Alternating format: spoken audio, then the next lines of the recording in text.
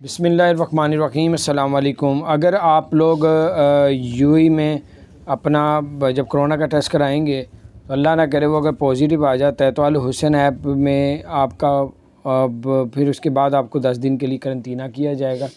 قرنطینے کے بعد جو ہے وہ آٹومیٹکلی جو ہے وہ آپ کا اسٹیٹس جو ہے وہ الحسن ایپ میں گرین ہودی ہو جائے گا، تو وہ 30 دن کے لیے پھر وہ اسی طرح رہے گا۔ پھر آپ کو جو ہے وہ ہر 14 دن کے بعد ٹیسٹ کروانا پڑے گا کرونا کا، اور آپ کی خود ہی وہ گرین اسٹیٹس ہونا شروع ہو جائے گا، یعنی کہ پھر آپ کو اب خود کروانے کی کسی قسم کی ضرورت نہیں پیش آئے گی۔